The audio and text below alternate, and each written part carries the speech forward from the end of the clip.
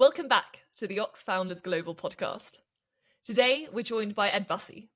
He's the CEO of Oxford Science Enterprises, or OSE, the exclusive investment fund for startups emerged out of Oxford research. He's had a fascinating journey, which we'll hear lots about, starting at Cambridge, then in the British Army. But he quickly pivoted to entrepreneurship during the dot-com boom, founding one of the UK's earliest e-commerce platforms, figleaves.com. Since then, he's also founded and exited 2 other startups. Let's jump straight in. Thank you so much, Ed, for joining us for this Quickfire podcast. You were part of the founding team at figleaves.com in the year 2000. How was it being a founder then in the early days of the internet and in comparison to what it is like now?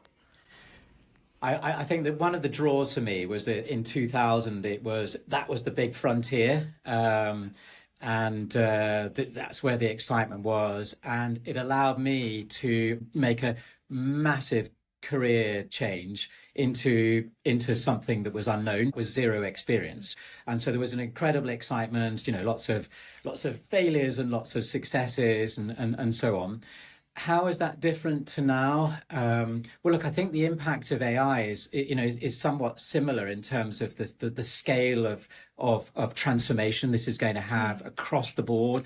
Pretty much every business is going to be somehow impacted by AI. By the way, I think when quantum sort of lands in debate about the timelines, but let's just say 3 to 5 years, I think it's going to amplify that impact even further. So I think we're in a similar zone. You've been an entrepreneur yourself. You founded and exited 3 companies. How has that changed the way you work at OSE, and in general, how has it informed your attitude? So core to what OSE does is we build companies. And so for me, I have a sort of natural gravitational pull to the founders and the founding teams, but from a place of empathy, because I know how extremely difficult it is. I've run out of money. I've been in a situation where the business has gone off a cliff. So I can really empathize with our founders as a peer. I hope that I can bring that perspective and that priority to the way we think about our portfolio, because at the end of the day, OSE will only win if our portfolio companies will win, and we need to do everything possible to enable that to happen. You're famously into extreme sports. Being a founder and being into these extreme sports, do you think there's a link there in terms of risk attitude, or are those two just completely detached? There is a school of thought that the highly driven founder types like me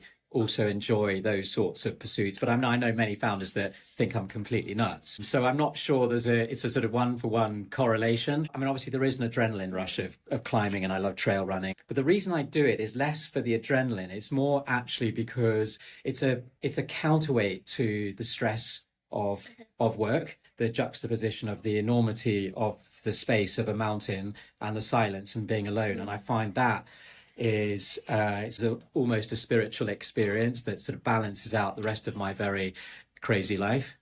I can imagine. I guess when you're dangling 10 meters above the ground, you don't have much time.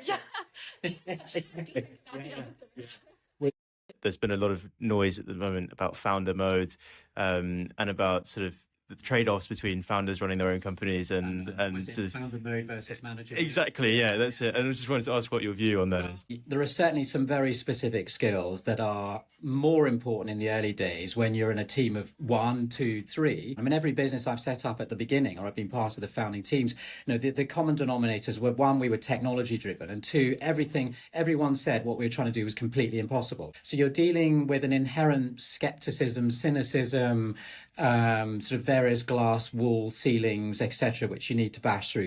But there does come a point when you're in the scale-up phase where it is necessarily more operational. The bottom line is founders just need to be honest about themselves, what they're really excellent at and what they're less good at. And if they can backfill where they're less excellent, they can sort of manage that transition. But I think it's also important to know when it's time for a founder to step aside in the interest of value creation and the success of the company. If you could have dinner with any figure from history, who would it be and why? This is going to sound very odd, because it's not going to be the usual sort of MBA answer. I would love to have dinner with Buddha, actually, because There is so much around the writings of Buddhism that really resonates for me. And what I try to do, imperfectly, I try to achieve balance. What I aspire to do is to make a positive difference through action, but also do it in a way that keeps some balance between all those different facets of my life. And I think about who is it who has most achieved balance, and I would think of Buddha. Strangely, that was a conversation that I would be interested to have, and that's a unique answer. So thanks very much, Ed. We're really, really grateful for you giving us some time today for this, and we're really, really happy that you joined us. My pleasure.